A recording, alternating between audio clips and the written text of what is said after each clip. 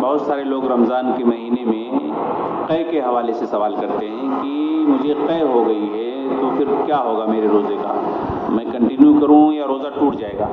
دیکھیں، رمضان کے مہینے میں اکثر لوگوں کو یہ شکایتیں ہو جاتی ہیں، ڈائجیشن کا پرابلم یا اس طریقے سے جو کھانے پینے کا جو ٹائم ٹیبل تھا اس کی چینجنگ کی وجہ سے اس طرح کے پرابلم ہوتے ہیں۔ تو یاد رکھیں، اس میں اگر انسان نے خود قے کیا ہے اپنی انگلی کو حلق میں ڈال کر کے یا کسی بھی طریقے سے اختیارات کو استعمال کر کے اگر انسان نے قے کیا ہے تو اس کا روزہ ٹوٹ جائے گا، اس کا روزہ نہیں مانا جائے گا۔ لیکن جس شخص کو قے خود آ گئی ہو، جس شخص کا اس پر کوئی اختیار نہیں تھا بلکہ خود قے کر آ گئی، اس کو فطرتاً آ گئی، نہ چاہتے ہوئے بھی اس کو قے آ گئی، تو ایسے شخص کا روزہ بالکل بھی نہیں ٹوٹے گا، اس کو اپنے روزے کو کنٹینیو کرنا چاہیے۔ اللہ کے نبی علیہ الصلوۃ والسلام کی ایک حدیث ہے ابو داؤد کی، آپ علیہ الصلوۃ والسلام فرماتے ہیں کہ جس کو قے ہو گئی اس پر قضا نہیں، اس کا روزہ نہیں ٹوٹے گا، اور جس نے خود قے کر دیا اس پر قضا ہے، یعنی اس کا روزہ ٹوٹ جائے گا۔ جس کو قے ہو گئی اس پر کوئی قضا نہیں، یعنی اس کا روزہ نہیں ٹوٹے گا، اور جس نے قے کر دیا یعنی خود کر دیا اس پر قضا ہے، اس کا روزہ ٹوٹ جائے گا۔ یہ رسول اللہ صلی اللہ علیہ وسلم کی ابو داؤد کی روایت ہے، آپ اسے دیکھ سکتے ہیں، انشاءاللہ اس کی تفصیلات معلوم کر سکتے ہیں۔ السلام علیکم ورحمۃ اللہ وبرکاتہ۔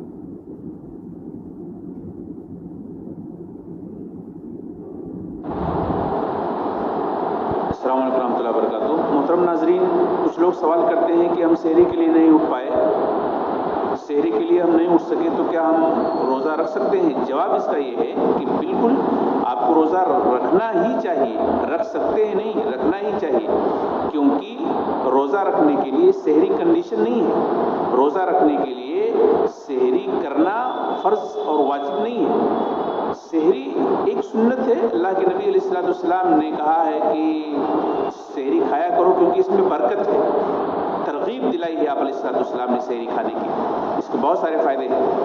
لیکن اگر کسی شخص نے سحری نہیں کیا، خواہ فرض روزہ کے لیے ہو یا نفل روزہ کے لیے ہو، اگر کسی شخص نے سحری نہیں کیا، سو گیا یا جان بوجھ کر کے نہیں کیا، یاد رکھیے، سو گیا یا جان بوجھ کر کے بھی سحری نہیں کیا تو اس کے روزے میں کوئی بھی فرق نہیں آئے گا، اور اس کو روزہ پورا کرنا پڑے گا، اس کو روزہ یعنی رکھنا پڑے گا۔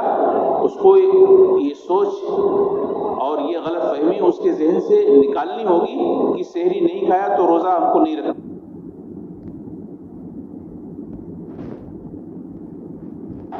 السلام علیکم ورحمۃ اللہ وبرکاتہ۔ محترم ناظرین، بہت سارے لوگ پوچھتے ہیں کہ رمضان میں نیت کیسے کرنی چاہیے؟ تو دیکھیں، رمضان میں کیا نیت پورے مہینے کی ایک مرتبہ کر لینی چاہیے یا ہر روزے کے لیے الگ نیت ہونی چاہیے؟ تو اس کا جواب یہ ہے کہ بہتر اور راجح بات یہی ہے کہ ہر روزے کے لیے رات میں سحر سے پہلے ایک نیت کرنی چاہیے، یعنی ہر نئے روزے کے لیے ہر نئی نیت ہونی چاہیے۔ پورے ایک مہینے کے لیے صرف ایک نیت ہی کر لینا یہ زیادہ مناسب بات نہیں ہے، گرچہ علماء نے اس حوالے سے بھی بات کی ہے، لیکن صحیح اور راجح بات یہ ہے کہ ہر روزے کے لیے نیا نیت کی جائے، جیسا کہ اللہ کے نبی علیہ الصلوۃ والسلام فرماتے ہیں من لم یبیت الصیام من اللیل فلا صیام لہ، جس شخص نے رات میں روزے کی نیت نہیں کی تو اس کا روزہ نہیں۔ حدیث سنن نسائی کے اندر 2333 کے اندر امام نسائی نے اس حدیث کو ذکر کیا ہے۔ تو اس حدیث سے معلوم ہوا کہ ہر روزے کے لیے ہر روز نیت کرنی ضروری ہے، اور نیت نام ہے قصد اور ارادے کے، زبان سے نیت کرنا یہ ٹھیک نہیں ہے، یہ کتاب و سنت سے ثابت نہیں ہے۔ اس لیے ہم رات میں یا جب سحری کے لیے اٹھیں تو اپنے دل میں یہ سوچ لیں کہ ہمیں انشاءاللہ آج کا روزہ رکھنا ہے، تو اس طرح سے ہماری نیت کتاب و سنت کی روشنی میں صحیح قرار پائے گی، اور ہمیں اپنے روزے کا اجر و ثواب بھی انشاءاللہ پورا ملے گا۔ کیوں؟ جب ہماری نیت صحیح ہوگی تو ہمارے روزے بھی پورے ہوں گے اور صحیح طریقے سے انجام پائیں گے۔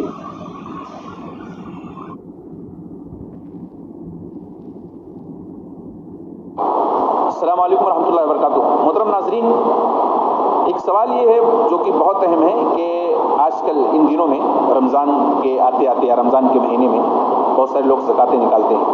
ان میں ایک مسئلہ یہ بھی ہے کہ بعض بھائی اپنی بہن کو زکات دیتے ہیں اور بہن اگر مالدار ہے تو اپنے بھائی کو زکات دیتی ہے. لیکن مسئلہ یہ ہے کہ کبھی بہن کے ساتھ پیرنٹس ہوتے ہیں، کبھی بھائی کے ساتھ پیرنٹس ہوتے ہیں. اب جب زکات دی جائے گی تو ظاہر بات ہے وہ زکات کے پیسے پیرنٹس پر بھی خرچ کیے جائیں گے ہوں گے.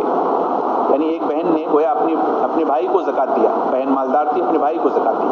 اب بھائی کے ساتھ میں پیرنٹس بھی رہتے ہیں، تو اب بہن نے جو زکات دیا اپنے بھائی کو، اور پھر بھائی کے ساتھ میں جو پیرنٹس ہیں، یعنی وہ بھائی کے بھی والدین ہیں، بہن کے بھی والدین ہیں. اب بہن کا دیا ہوا زکات بھائی تو خرچ کرے گا اپنے اوپر، کیا وہ زکات والدین پر بھی خرچ کر سکتا ہے؟ تو اس کا جواب ہے بالکل خرچ کر سکتا ہے. اس لیے خرچ کر سکتا ہے کہ بہن نے جب بھائی کو زکات دے دیا تو اس کی شکل بدل گئی، اس کا حکم بدل گیا. بھائی کے لیے زکات تھی، لیکن بھائی جب کسی اور پر خرچ کر رہا ہے تو زکات کے حکم میں نہیں ہوگا.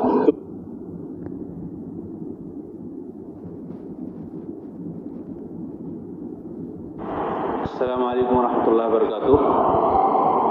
محترم ناظرین، کچھ لوگ خاص طور سے خواتین رمضان میں اس طرح کا بھی سوال کرتی ہیں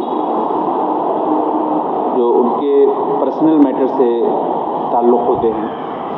یعنی اگر کسی خاتون کو روزہ رکھتے ہوئے، روزے کی حالت میں اگر دن کے کسی بھی حصے میں حیض آ گیا تو اس کے روزے کا کیا حکم ہے؟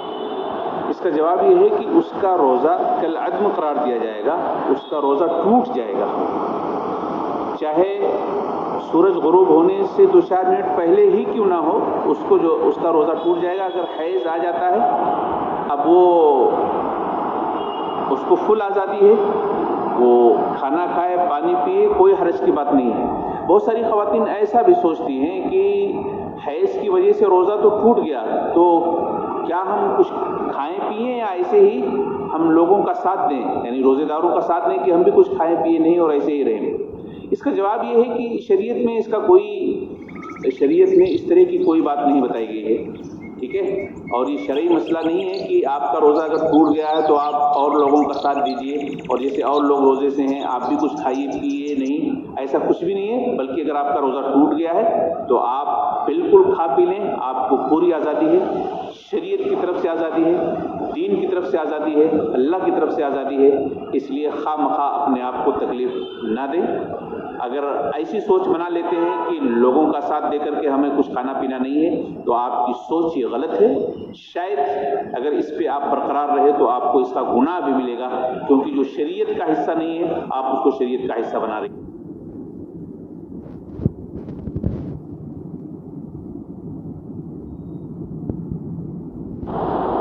السلام علیکم ورحمۃ اللہ وبرکاتہ. محترم ناظرین، رمضان کے مہینے میں اکثر ایک سوال یہ سننے کو ملتے ہیں کہ ہم نے سحری کر لی، فجر کی نماز بھی ادا کر لی اور سو گئے، بعد میں مجھے احتلام ہو گیا، تو اس احتلام کی وجہ سے کیا روزوں میں، ہمارے روزے میں کوئی کمی آئے گی؟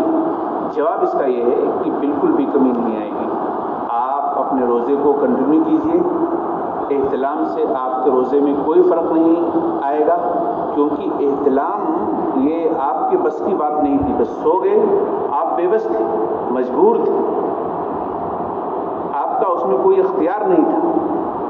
یہ فطرت ہے، اللہ کی طرف سے یہ ساری چیزیں ہوتی ہیں. اور آپ کو احتلام ہو گیا تو آپ کا اس میں کیا قصور ہے؟ آپ کی اس میں کیا غلطی ہے؟ آپ کا کوئی قصور نہیں ہے، آپ کی کوئی غلطی نہیں ہے.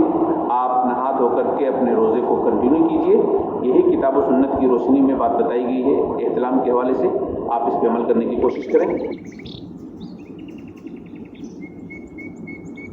السلام علیکم ورحمۃ اللہ وبرکاتہ. محترم ناظرین، لوگ سوال کرتے ہیں کہ گھر میں تراویح کی نماز گھر والوں کے ساتھ کیسے پڑھیں؟ تو گھر والوں کے ساتھ تراویح کی نماز کیسے پڑھیں گے؟ بہت آسان طریقہ ہے. اگر گھر میں میاں بیوی ہیں تو میاں آگے کھڑے ہوں گے امامت کے لیے اور بیوی ان کے پیچھے کھڑی ہوگی. بازو میں رہ کر کے پیچھے نہیں کھڑی ہوگی بلکہ ان کے ٹھیک پیچھے کھڑی ہوگی، ٹھیک ہے، تاکہ سجدہ آرام سے وہ کر سکے بغیر کسی رکاوٹ کے. اور اگر ان کے ساتھ بیٹے ہیں، یعنی ایک باپ ہے، اس کا بیٹا ہے اور پھر اس کی بیوی ہے، تو باپ کے ساتھ میں بیٹا کھڑا ہوگا اور بیوی ٹھیک اس کے پیچھے کھڑی ہوگی. اگر باپ ہے اور اس کے 2-3 بیٹے ہیں تو باپ پہلے کھڑا ہوگا، یعنی جو امام بنے گا وہ آگے کھڑا ہوگا، اور باقی جو میل لوگ ہوں گے، مرد حضرات ہوں گے، وہ اس کے ٹھیک پیچھے کھڑے ہوں گے، اور جو خاتون ہوں گی، بیوی ہوں گی، وہ بچوں کے پیچھے کھڑی ہوں گی. اسی طریقے سے اگر کوئی آدمی ہے، اس کے بیٹے، بیٹیاں، بیوی اور گھر کی